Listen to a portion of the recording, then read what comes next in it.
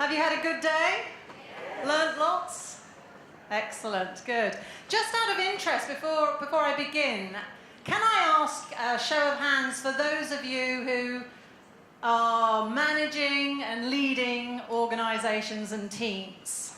As in, you've got people working for you, yeah, and you're responsible for them. You've got to motivate them, create climates that get the best out of them. Show of hands, please. Yeah, okay, great. And how many of you are more sort of working with people, having to influence, maybe don't have management, leadership responsibility by line management, but are having to influence, get things done, partner, collaborate, etc., etc.? Yeah, I would think all of us, yes, even if we are leaders or managers. So this talk this afternoon is for you, for both of you, because we're really going to be focusing on you as people. You are the innovators, you're the people that are making things happen. So this is what we're going to be focusing on. The mindset of innovators, the mindsets of innovators. There's not one mindset. We've got to be thinking a bit more broadly. So the importance of personal leadership and organizational transformation in the digital age. So that's the title of this afternoon's speech. Now, I know I'm talking to a group of marketeers, and I expect you have all seen this picture somewhere on the internet or YouTube. Hands up, who has seen it or hasn't seen it?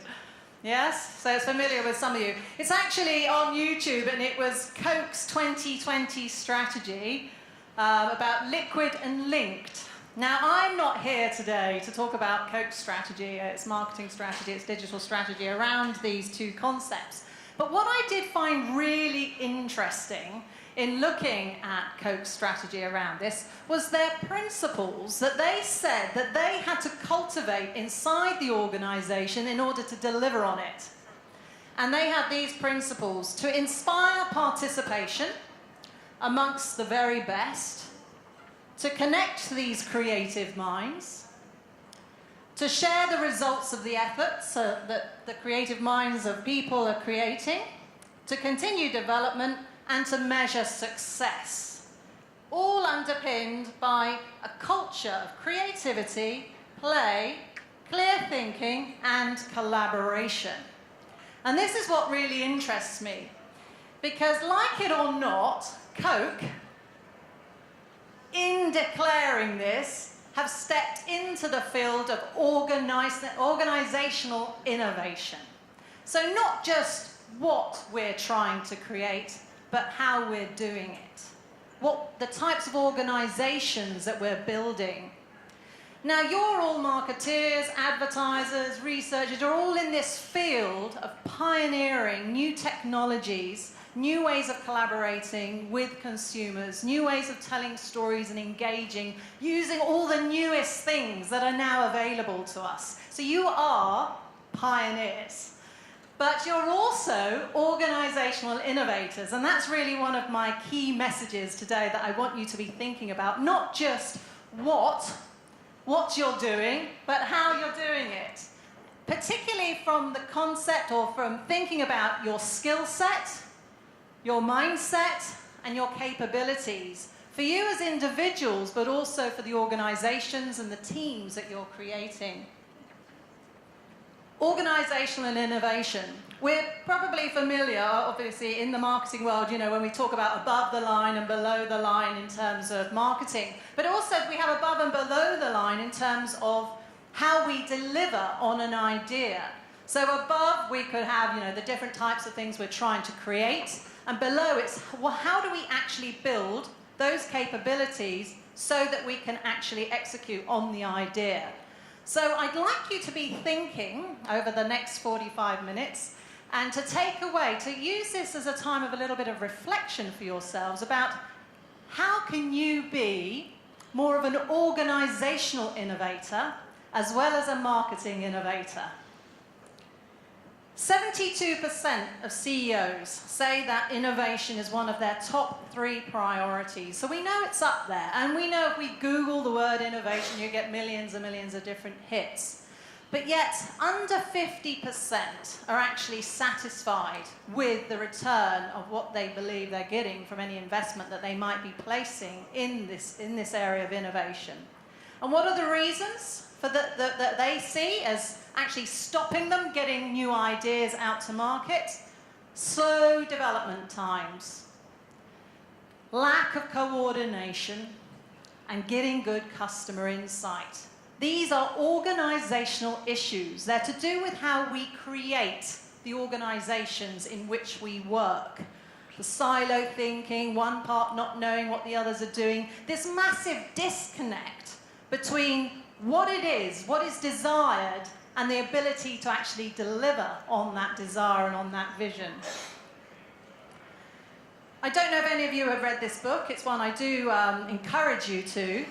It's called The Future of Management by Gary Hamel, and he's one of the leading thinkers in the field of innovation in management. He actually says, and I agree with him, and having just written a book on it as well, is that this is the next frontier. So we have operational innovation, product service innovation, strategic innovation, but management innovation, or how we innovate in our systems, in our processes, in our teams, in our organizational culture, is the next frontier. Why? Because it's very hard to copy. It's very hard to copy a good culture that empowers people, that gives them autonomy and mastery over what they do, where people want to come in every day and do work and be with other people and make great things happen. That's really, really hard to copy. So the more that we can innovate in the forms of organizational life, the more competitive advantage we're going to have. So management innovation. But a lot of how we still work is very 20th century. We've got all this rapid stuff happening around us now and all these great new technologies, yet there seems to be a disconnect by how we run our businesses, how we're expected to do the work. So we've really got to be thinking about how do we innovate in that in order to be able to take advantage of the opportunities that are afforded to us in the marketplace with all this rapid new development and technology that is now available. So here we're talking about skills. How do we get people's skills up? How do we get people's capabilities up? How do we get better at working together, partnering and collaborating? How do we encourage people to think? How do we get ourselves to think differently in terms of our mindsets? When I first got into this field around organizational innovation, it was a complete fluke. I was actually an innovation director in a research firm, actually, and I was responsible for concept development. So I would run big ideation projects, insight, development for consumer products, and we'd take clients away on these fantastic events, and we'd facilitate, come up with great concepts, and then those ideas would go back into the organization, and most of them, what happened? Didn't go anywhere. And great ideas, brilliant ideas, all based in great insight, but they got stuck somewhere in the organization itself.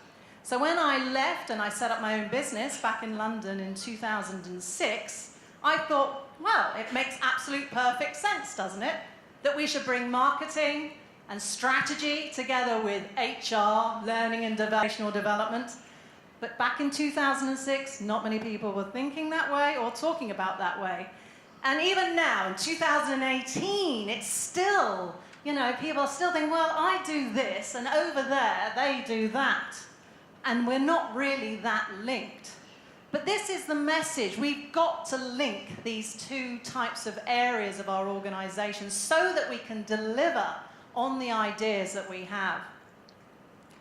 So when I wrote my book, which actually was published in March this year by Financial Times Publishing in Pearson in London, my whole ethos around this was to break this down, in a sense, to how do we do this?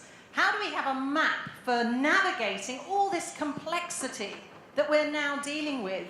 Not in a simplistic way, but in a simple way that can help people think about innovation as a cycle, but not necessarily a cycle that just goes round and round in circles, but also from a skills perspective, a human perspective, an organizational development perspective.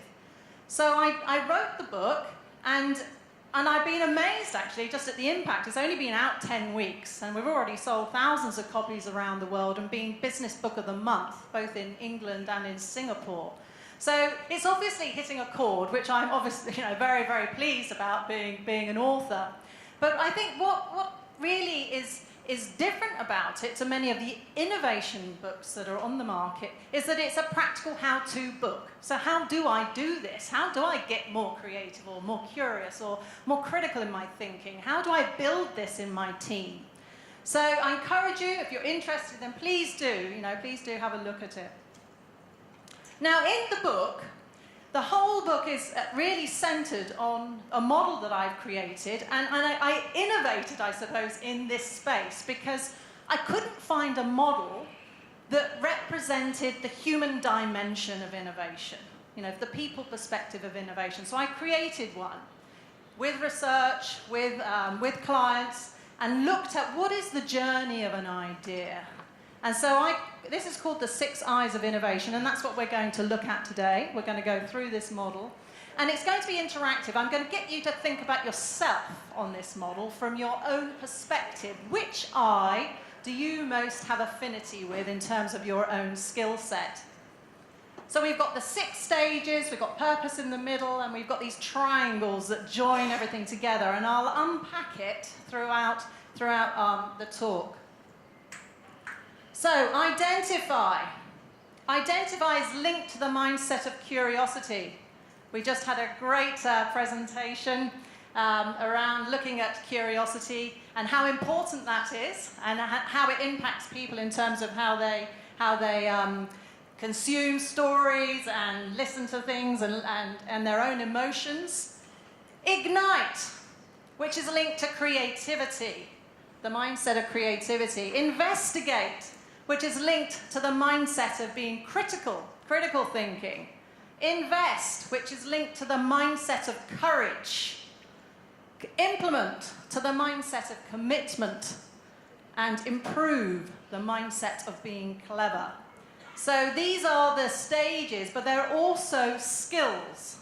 They're ways of thinking, they're ways of being in terms of bringing new ideas into the world. And actually, we need all of them. We won't have all of them inside ourselves on our own, but when we can harness the diversity of people and teams to work together, then we have far more likelihood of being successful and delivering on ideas. So what is a mindset? A mindset is a set of attitudes that shape thinking about oneself and the world. It's an orientation, it's a way of seeing. So, I know ways are here, and obviously we don't use these paper maps so much anymore, and we don't have so many arguments in cars getting lost. But every journey needs a map. We need some sort of sense. So I like to sort of see the 6 eyes as a bit of a map. It's just a model.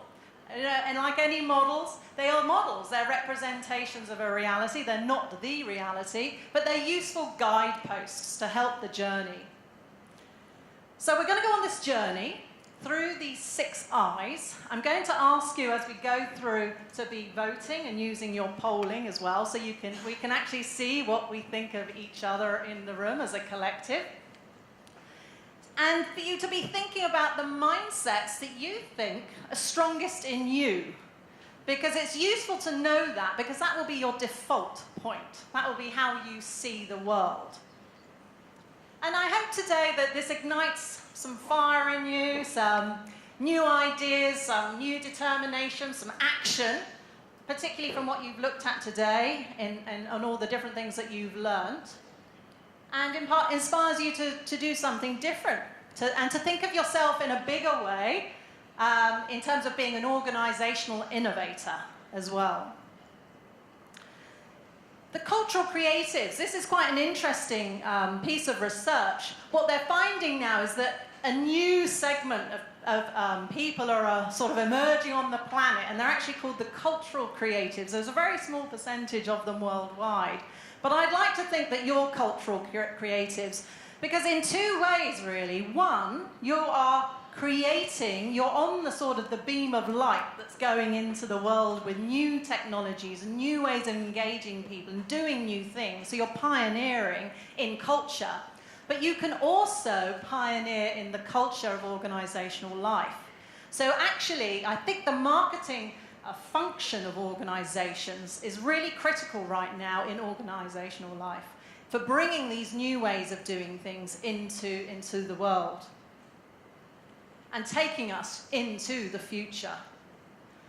So we're going to do 2 questions in a moment on your polling. So I'll ask you in a moment to go to that. But the first question is, how important is it for you to create more value, as in to innovate, in how you work?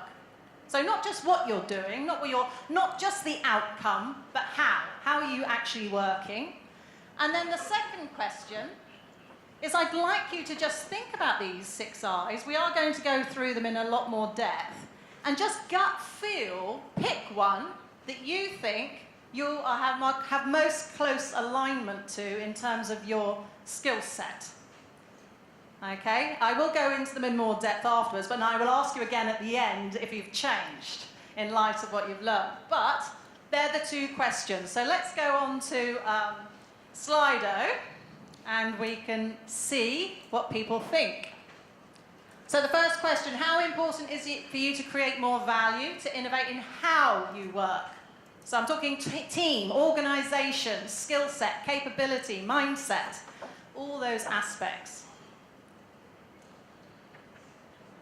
This is where I hope it's either very or quite important. Good, okay.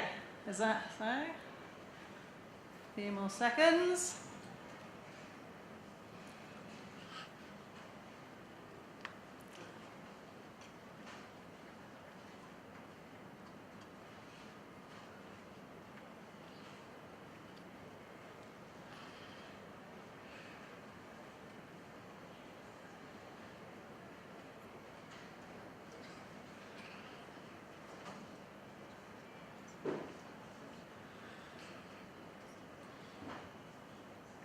Okay.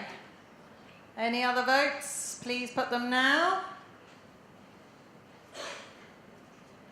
So we're obviously seeing that it's very important or quite important in our work. So focusing on ourselves, focusing on how we think, focusing on our skill set, focusing on our teams, the organizational cultures that we're working in. These are important. If we're going to deliver all these things we want to do, then we need to be thinking about that. That's great. Okay, let's go on to question number 2. Now, just top line. I haven't gone into these in massive detail yet, but which I and mindset do you think is your personal strength?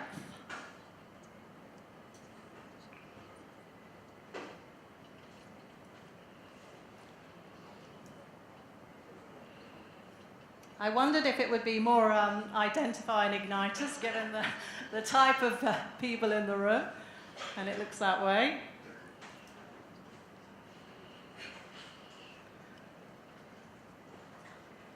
Remember, I'll come back to you right at the very end and ask you if you've changed your mind.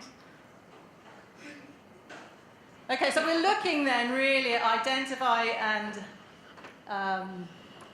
investigate as the two top ones. Okay, that's interesting. So I thought Ignite might have been a bit higher. Right, so opportunities and testing.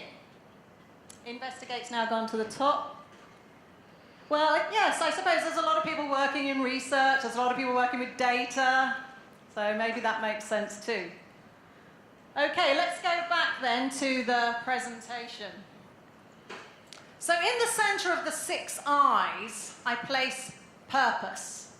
Why are we even trying to do what we're trying to do? I see purpose as the anchor. It's the place to start. It's the place of questioning, and even working in teams, to spend a bit of time having that discussion is really important for getting alignment and agreement. Okay, well, what are we even trying to do here? From personal purpose to team purpose to organizational purpose to project purpose, a very, very important point. And it's in the center of the model because it's a place you can keep coming back to question what it is you're trying to do. Some of you may have read this book by Simon Sinek, Start with Why, which he talks a lot about this. So why is important, and we see purpose is something that's trending. It's getting more and more important that people are thinking about purpose. What's it all about? From a personal perspective up to an organizational perspective. We're going to start with identify. Top of the model, blue sky, big thinking. And identify is associated with the mindset of curiosity. And we know, obviously, we're in a time of massive change and hyper-competition and all this disruption that's happening around us. Globalization. So curiosity, that mindset of openness to the world is a very, very important part of innovation. Without us having curiosity, without us seeing what might be coming in the future, then if we're not doing that, or if someone isn't doing that, then we're going to be missing out on where there could be opportunities to do something new. So some of the skills, and these I go in a lot of depth in the book, there are actually 6 skills per eye that I've identified through research that are very critical in innovation. And these are some of them, or just a synopsis really. One is the ability to visualize and imagine the future, to sort of set the mindset into a future state and see what could be coming up on the horizon. Making sense of trends and patterns and seeing new opportunities. Being curious and having lots of different interests, wide networks, and providing strategic focus for others to identify and explore opportunities. And that's a real leadership skill, the ability to be able to do that. I just wanted to share a couple of things just from my own life in terms of curiosity. When I was growing up, my parents were missionaries. And so I was brought up all over the place. And when I was 19, I went to work for a non-governmental organization in Cambodia. In Colombia. In Bogota, and I worked with street children. And the reason I did this was I didn't really know what I wanted to do at 19. I was at school, I'd done my A-levels in England, and I decided to go and travel the world.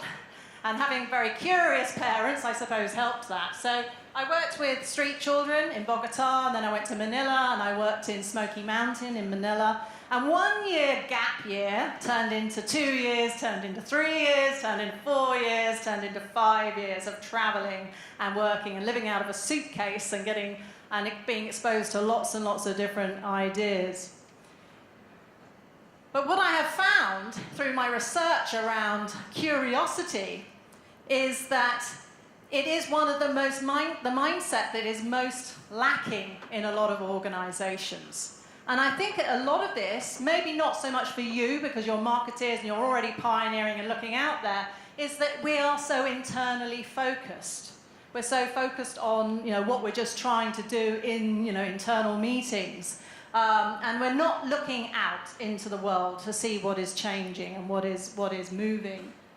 So what's important here, and the reason I just say that about my background, and I'm really, really thankful for it, although at the time, I can remember when I came back to England and I was in my sort of early 20s and decided to go and do my degree then, was that it was hard to sort of fit in to try and get a job, because if you haven't gone the normal way of society, do your A-levels, go to university, get your job, do this, it's like, well, who are you and what do you fit in? What sort of, what's your category? That was 20 odd years ago. And here we are now, 20 years on, and it's actually still the same, which is really, really sad. You would have thought we would have evolved a bit. We would have changed. We would look at who we're recruiting and look for quirky, different people that have got, different types of experience. So diversity is really, really important. If we want to get more curiosity, we need diverse experiences. And we need to be collecting those experiences and thinking about them and reflecting on them. It's not just about having them, it's about sense-making around them in terms of making meaning. Curiosity. I've journaled since the age of 9, and that's one of the key ways that I helped to sort of reflect and build my own sense of curiosity. So I would encourage you, find different ways and think about different things that you can do to increase your own personal curiosity.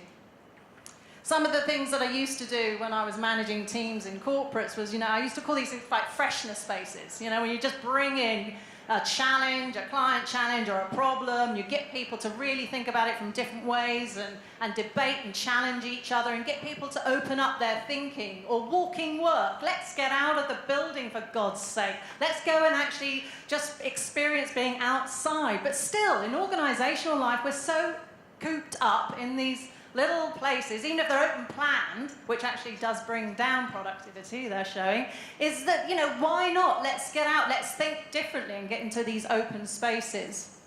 We've got to slow down.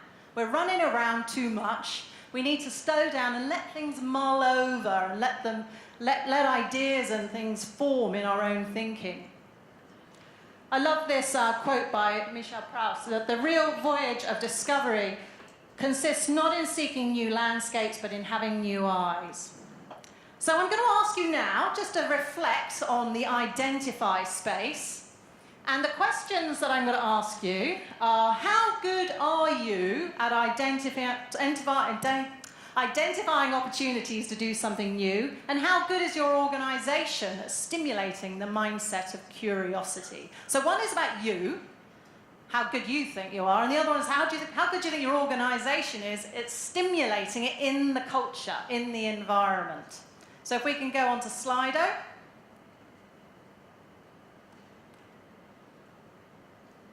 So question 1, how good are you?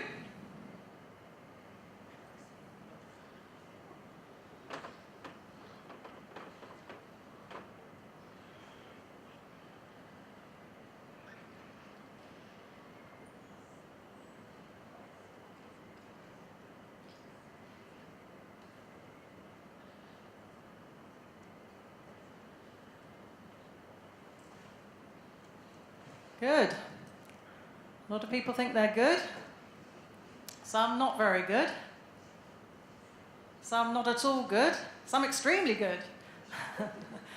So at least there's some diversity in the room. And it's not actually you've got to be all good at everything. Yeah, this is really not the message. The message is be good at what you're good at and get even better at what you're good at. Find other people who are good at what they're good at and work with them. That is the message. So, okay, let's go on to question number 2. So now think about your organization. Is it stimulating curiosity? Does it have processes that enable it? Is it in the systems of your organization? Is it helping you? Oh dear, not very good. Yes, well this goes back to that disconnect I was saying earlier on, yeah? Okay, not very good is winning at 61%. It's no point us hiring great, curious people and then sticking them in environments where it kills it off. And that's the problem. That's why we have to have organizational innovation. Okay, 61. So, 61 not very good. 23 good. Only 8% extremely good. Right, let's move back to the presentation. Thank you. So now we're moving on to Ignite. Ignite, red, fire. I love this image. It's like that strike. It is that sort of light bulb moment, if you like, but it's only one part of innovation. We have to have creativity to innovate, but innovation without creativity won't happen, but you can have tons of creativity and no innovation. So we need it. It's vital, absolutely critical, otherwise there's no novelty. The mindset of creativity. So the skills, generating new ideas. Igniters are idea generators. They've got 100 before breakfast. They're really like full of new ideas. They see how ideas can be combined. They're broad-minded and open, and they like to challenge assumptions of themselves and others. And they can create an open environment of freedom, of expression. So this is the igniter skill set. These are the strengths that these people have that they bring to their organizations. When I think about my own sort of career, my own background again, I started off working in NGOs, as I said, so overseas, and then I worked for charities in public relations and marketing roles. I then moved into politics and worked for the Labour Party as a speechwriter in London and Westminster before moving into the business world. So having these different sectors has been really, really useful in working in the field of innovation, because you can sort of see how they interconnect. I then went to do my master's degree in the London School of Economics and ended up working, and going back to the thing about recruitment, this was really interesting because it was very hard to find work because I'd had such a weird, first 7, 8 years of my 20s. By the age, I was 27, I think, when I got my first proper job. And so the man actually employed me was the head of an innovation agency in London. And I sort of stayed in that space of innovation since then. And my first role was as a researcher in new technologies and how they were changing educational landscapes. And I'm talking here about CD-ROM, intranets, so it is a while ago. I then went to work for British Telecom. I used to work in card services. You remember charge cards? When you used to put the numbers in the telephone booths, and then moved into internet and multimedia services. And then you may well know this company, TNS. I worked with them for, it was actually Research International then, which became TNS. So this has given me a love of innovation, of creativity and lateral thinking. And the curiosity and the creativity, I think, are often closely linked in terms of mindsets, the mindsets of innovators. So if I was to ask you, what books are you reading at the moment? This is something that helps, again, to stimulate. We're looking for stimulus at this mindset. We want to be provoked. The word provocation is used a lot right now, isn't it? Let's have provocations. But there's that sense of being provoked, to be challenged. This is a fabulous book I'm reading at the moment. Reclaiming Conversation, The Power of Talk in a Digital Age. Good Design Philosophy by the architect Edward Suzuki. And A Whole New Mind, Why Right-Brainers Will Rule the Future by Daniel Pink. I actually read that one a while ago, but I like that book because in it, we know that the whole concept right brain, left brain is a little bit redundant these days through modern neuroscience and everything that we're learning, but I think it still gives us a sense of, if we are to really develop the skill set, the capabilities and the mindsets that are going to take us into the future, then we do need to develop more of that. We've got to have more of that. We're a bit heavy loaded on left brain logic, but it's not just one, it's the two working together. It's not let's abandon the left brain. It's like, how do we get both? How do we get some balance, some whole brain thinking? There was a very interesting study done a number of years ago, a longitudinal test of research of children from the ages of 3 to 5 up to 13 to 15 to test their ability at divergent thinking. And what do you think they found? Age 3 to 5, 98% genius. 98% lateral thinking genius. By the age of 15, dropped to 10%. And they studied 200,000 adults using lateral thinking tests. And what do you think? We, as a collective, came up 2%. So by the time we're hitting the workforce, our ability to think laterally, creatively, has declined quite considerably. Which is a worry, because we're hearing today what's important. It's about storytelling, it's about empathy, it's about synthesizing, it's about understanding, it's about meaning making. All these things are important for us to be able to move and to shift into the future. We often talk about the concept, what is the box? I've got to think out the box, but the box is our thinking. So we need to be able to challenge our assumptions of how we think. So let's have a quick look then at creativity, the reflection space. So here, how good are you at igniting new ideas? Do you consider yourself an igniter? And how good is your organization at stimulating the mindset of creativity? So they're the two questions on Slido.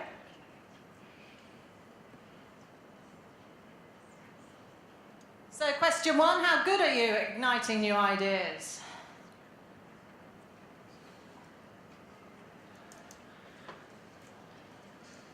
Not good, good.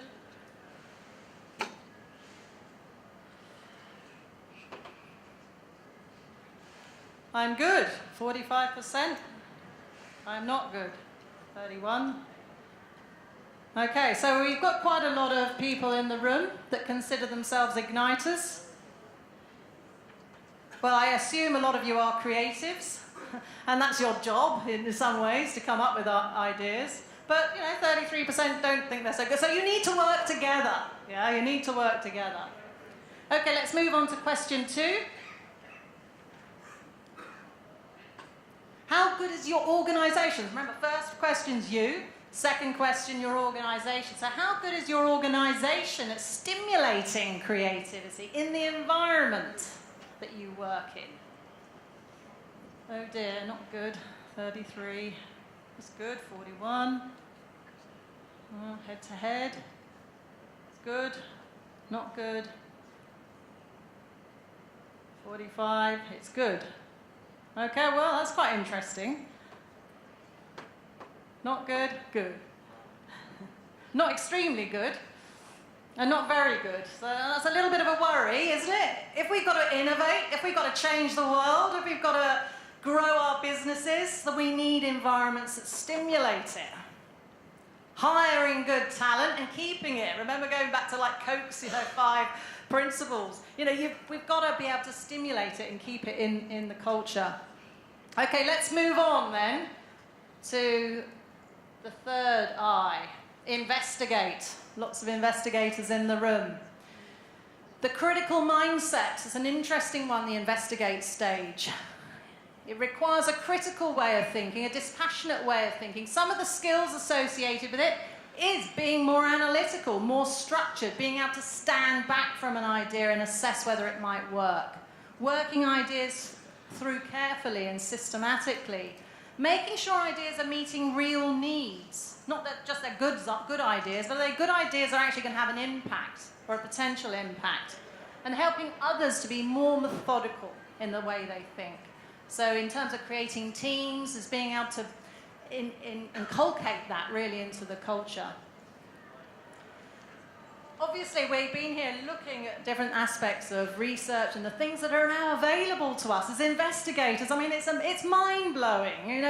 In the past, it really was a bit hit and miss, in terms of did the research really work? Or, in terms of the attitudes and opinions of people, is it really what they think? So now we've got all these great new tools that are out there. We can be doing far more prototyping, whether it's sort of, mocking up things or actually in situ testing, particularly in the whole field that you're working in the digital space. Being able to really mine data and look for insights, not just sort of make up what we think the insights might be. So you're in a real rich and fertile space for being able to innovate in the investigate stage. We all know this particular brand, and I often associate myself with this one. It's just like, just get on and do it. So my actual assessment, because I've developed an assessment tool around the 6 I's, which actually comes with the book. This is me. This is my strengths, as perceived by myself. It's not competency. It's what I perceive myself to be good at, yeah? So identify, ignite, drop right down on investigate. So it's an important one. I have to realise I've got to collaborate with good investigators. I need people to be challenging and saying, well, what about this and what about that? But what's important is to insert the pause button, to stand back, to be more critical, to really think things through. It's like this bridge, in a sense, between that sort of openness, because you've still got to be very open, but it's a different type of openness, the mindset here. It's got that critical openness. It's a way of a non-attachment, in a way, to the idea. So let's reflect on investigate. So the 2 questions are, how good are you in investigating new ideas? And how good is your organisation at stimulating the mindset of critical thinking? So on to Slido.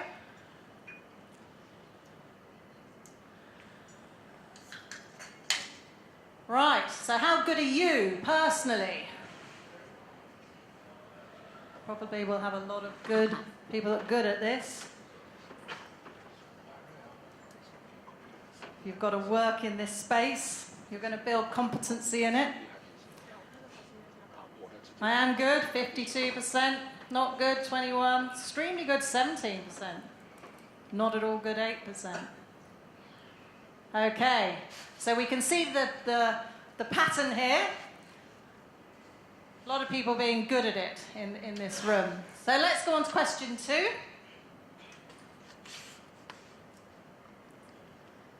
So how good is the organisation at stimulating critical thinking in the culture, in the way you work, in your systems, in your processes, in really making it work?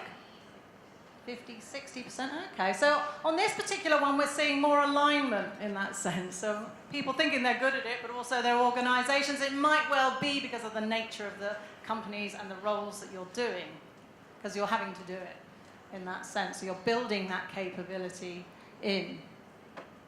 Okay, let's go back then to the presentation. So the 4th I, invest. The colour of money, green, although it's not just about money, it's about courage to do something new. So the skills here, evaluating and making decisions, particularly on business plans, if that's what you're actually trying to do. Keeping cool under pressure.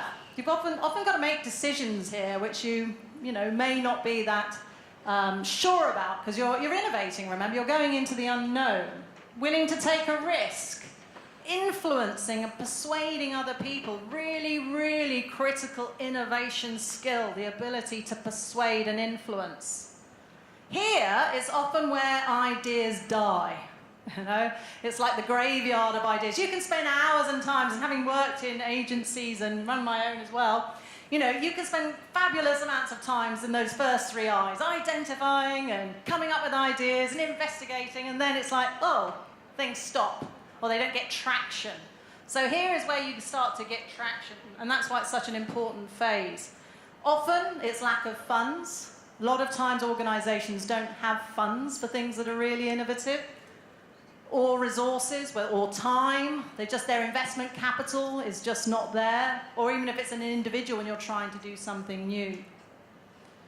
You may have heard of the term the 3 horizons, and this is an important thing in terms of thinking about innovation management. You've got to be managing the short term, what's happening right now, but you've got to be thinking ahead to the midterm and to see the future.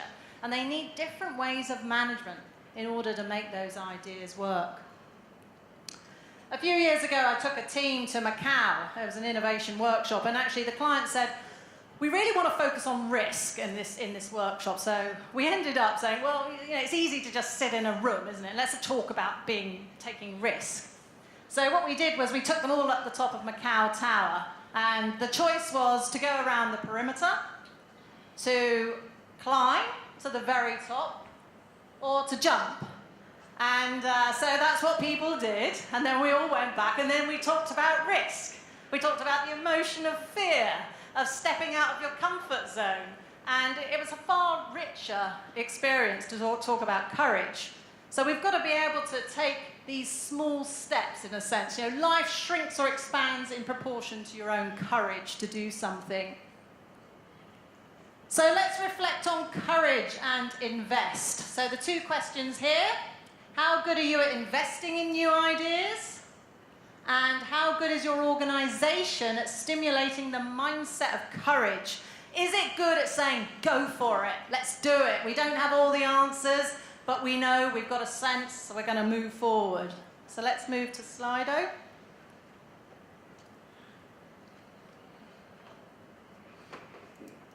So how good are you personally? 56, 46, good. A lot of courage in the room.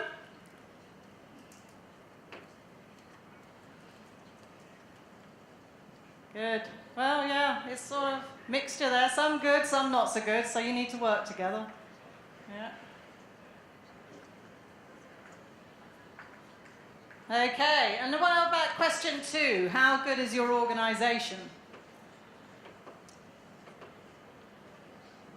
Does it stimulate courage? Does it help you make decisions to move on new ideas? Not good. Is good. Not at all good. Okay, so not so good. So yes, this could be also for yourselves, where a lot of ideas just die. They wither away or they get shelved. And all that effort and time that you've put into something seems to have been lost. So a really important part of innovation is this stage of investment. Okay, let's move on to implement. So we've got 2 more I's. Implement, the hard work of innovation, getting it done, making it happen. The mindset of the innovator here is to be committed. To be committed. And the skills, good at planning and organizing, good at mobilizing, completing things, following up, making sure activities and tasks are done, managing risks that are coming along on the horizon, building teams, being able to know what sort of skills and experience are required to make an idea work. A very different type of skill set, a very different type of mindset to the others that we've looked at. And in organizational life, we're seeing, aren't we? We are seeing different types of forms of project management and trying to do things in a faster way because we know we've all got to get quicker at things, like agile is obviously one of the big in words of now, scrum masters and sprints. All these sorts of things are coming into how we work. But it's not just in pockets. We've got to try and find ways to get the whole of the organization mobilizing faster to be able to be quicker and more effective in terms of getting ideas out. Thinking about results, thinking about the people, thinking about the processes that support it, thinking about change. And this is just a very simple tool. I talk about it in the book, but it's a simple tool that is great for managing innovation projects. It's just to keep thinking, what are the results we're achieving? Who's doing it? Who's being affected? What are the resources we need? What are the processes we've got to get in place to deliver on it? And how are we going, what's going to be the impact in the market? What change are we actually trying to create? A few years ago, I met a lady, her name's Dr. Karen Stevenson, at a conference in New York.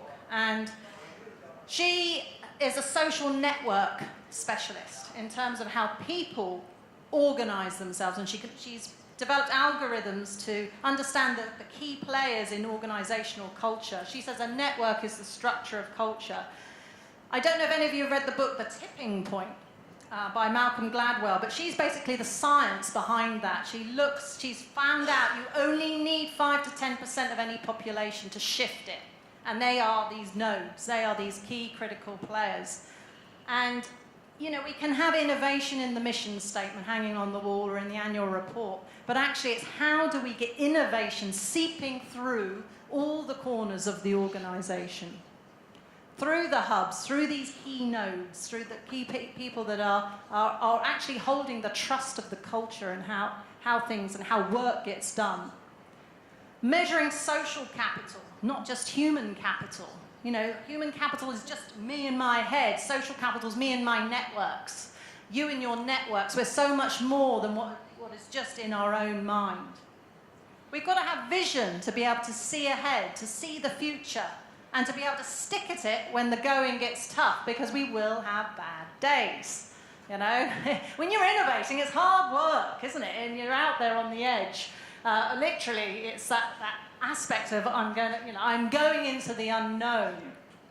So we've got to have grit and resilience. These are really important qualities. One of the areas that I work in is around women's leadership and professional development, and that's because of this, because I work with a lot of pioneers, and we've got to build that resilience and the vision and close the gap between vision and capability. And this is a really important thing, because otherwise vision just stays as vision. It doesn't get traction, and then it doesn't actually create an innovation. So let's have a quick look at implement, and then we'll just finish with improve. So how good are you at implementing, and how good is your organization at stimulating the mindset of commitment? So if we go to Slido. So how good are you driving something, a new idea, not just business as usual, a new idea into the world?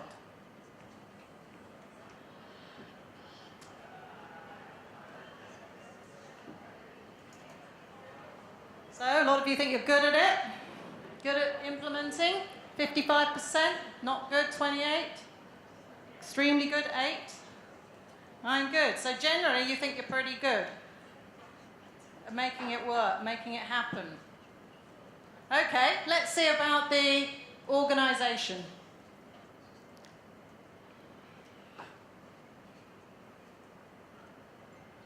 Right, how good is your organization at stimulating the mindset of commitment, motivating, creating that environment? Good. You think you're pretty good at it. 54%. Quite good, not so good. Yeah, so okay, so that's good. So you're good at execution and delivery. You're good at making it work, making it happen, driving it into the world. Okay, let's move then on to improve. The last I that we're going to look at. The mindset of being clever. So in this phase of innovation, it's all about how to make things better. It's with existing ideas, it's gathering feedback, optimizing and reusing ideas, and creating an environment of learning, continuous learning as a feedback loop. We often hear about open innovation. And open innovation, we think, oh, it's just the front end, we're just trying to be a bit open there. But actually, we've got to have open innovation throughout the whole thing. And with the technologies now that are available, we can do that more. We can have wisdom of crowds. We can collect information, and we can understand and gather feedback and co-create across the whole of an innovation journey. But building in reviews. I don't know if any of you have heard of after-action review, but it's built around a number of questions. One is, what happened? Or what did you want to happen? What happened? What was the difference? And what are you going to learn from it? Simple, but powerful in terms of building in reflection around how things have worked. So it's iteration, iteration, iteration. It's not just, oh, let's Rolls Royce an idea and we've researched it to death and then launch, but we're iterating continually and improving continually. And celebrating. Yay! Celebrating success. So, the last on the 6 I's here. How good are you at proving ideas? And how good is your organization at stimulating a mindset of being clever? Learning. Do you learn? Do you continually learn? Learn from failure, learn from success. So, on to Slido.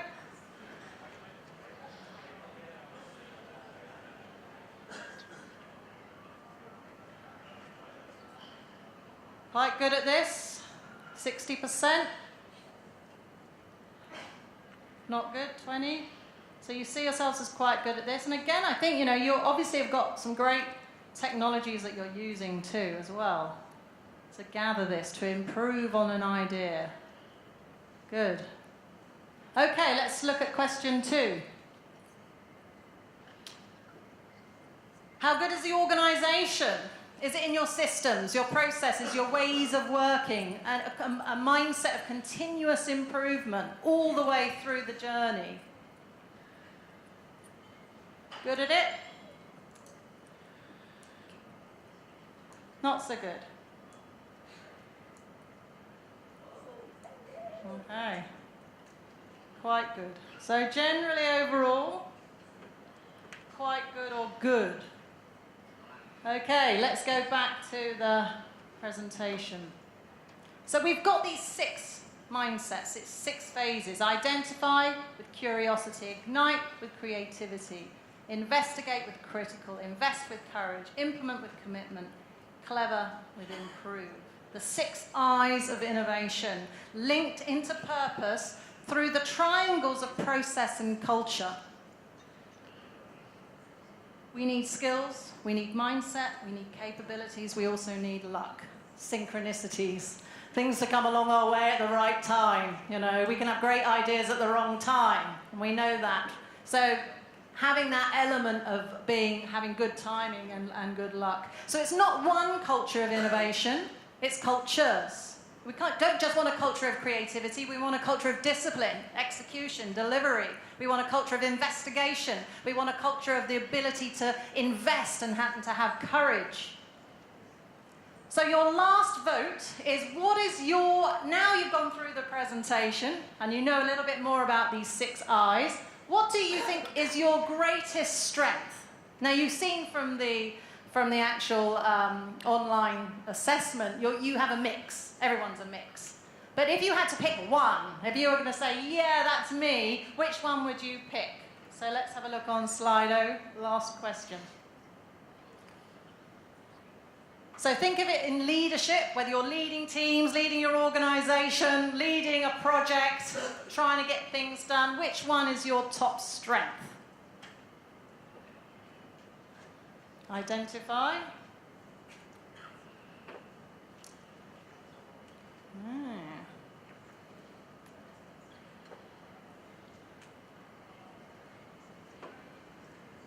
Commitment. Implementing. So implementing and identifying are coming up as top.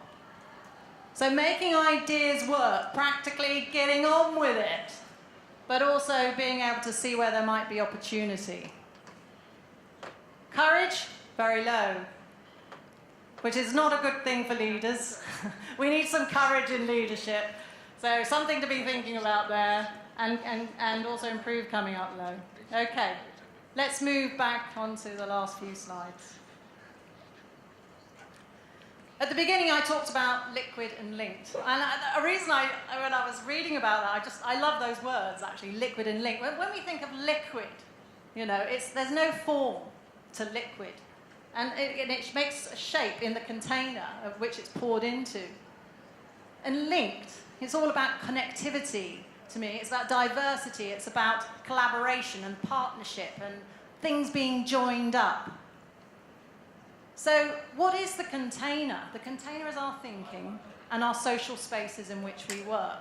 And these are the things that need innovation right now. So innovating in management. I told you it's the next area of frontier.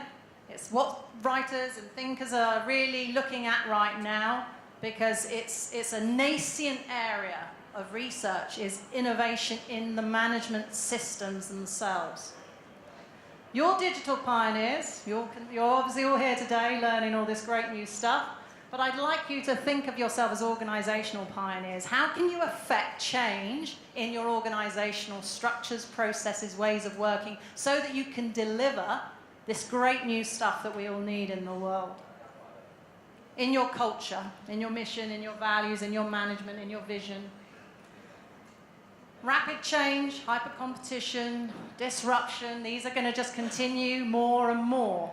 So our mind capacity, how we think, how our organizations think, needs to fit our life circumstances. Otherwise, we're not going to be relevant, and we're going to be left behind, and something else will come and disrupt us. And also, we won't reach the creative potential that we have as human beings. So getting those in sync is really, really important. Don't just seek out organizations and systems that defy the norms of conventional practice, create them. You're creating all this new stuff in the realm of digital marketing. Create new forms and systems, because they're going to be far more empowering places to work, and you're going to attract and retain the best talent. And you're going to be able to grow and reach people and affect the world in a far bigger way. Find your own purpose. You know, think about your own purpose, your own personal purpose. And harness the diversity. Use this as a way of thinking and a way of managing innovation. Yes, you can innovate. Thank you very much, ladies and gentlemen.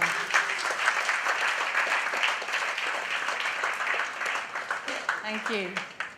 And if anyone wants to talk about the book, I will be over here in the corner. Thank you, Mark. Thanks, Natalie. Thank you. Okay, that brings us to the close